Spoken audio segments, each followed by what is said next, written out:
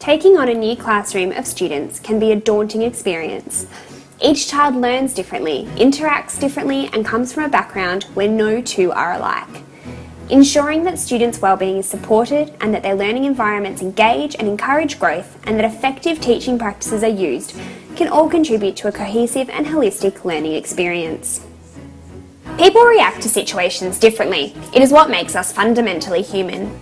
Students, especially young learners, are no different. Each will come from a background where they have specific needs, individual to only them. These needs will stem from diverse roots such as their cultural history, home life, age, health, and gender, to name only a few. Research shows that when students feel supported, happy, and safe within a schooling environment, they are more likely to achieve.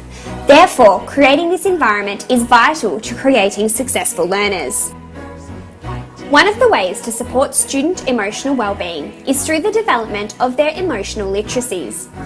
Teachers and students can build on the following, which have been identified as key points in this theory.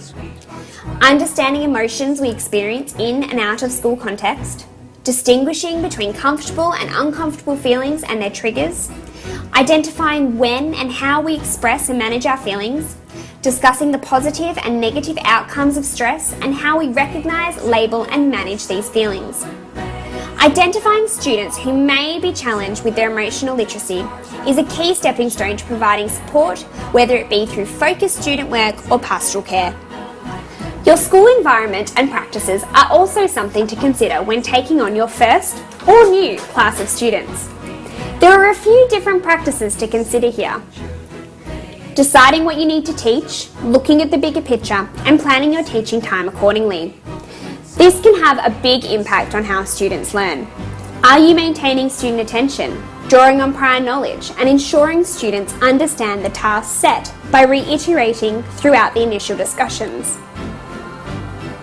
Remember to draw on tools such as resources like flashcards and small group work to give students the best chance at information retention. Use techniques such as cognitive learning, encouraging students to acquire, remember, and manipulate the information you are giving them. This can be as simple as students understanding behaviour expectations from you as the teacher. This can also mean having clear goals, areas for different tasks, and a classroom which does not distract but rather supports the learning taking place. Building positive relationships with students and parents. Building two-way respect and understanding with students is paramount to effective learning environments. Students need to feel that you are right there with them as they learn, striving for the same goals. At the same time, having parent support is also key to effective learning. Encouraging parents to take the learning home into familiar environments builds not only their confidence, but also the students' confidence, and it can encourage deeper learning to take place. Students to interact, learn from peers, and engage with the environment around them. With the development and introduction of ICTs, classrooms can now be technologically connected at all times. Interactive whiteboards allow students to interact with books, maps, and games as a class or individually as needed. However, it is also important to consider some of the more basic ways classrooms can be set up to best serve student needs. Classroom aids such as multi-base arithmetic blocks, MABs, flashcards, counters and Lego can all be used to support student learning. Teachers' aides and parent helpers are resources which should not be undervalued either. These additional hands allow the teachers to focus on students requiring additional help or further extension, while other group work takes place in a supervised environment. Even creating a diverse and interactive desk arrangement can contribute to how your students learn.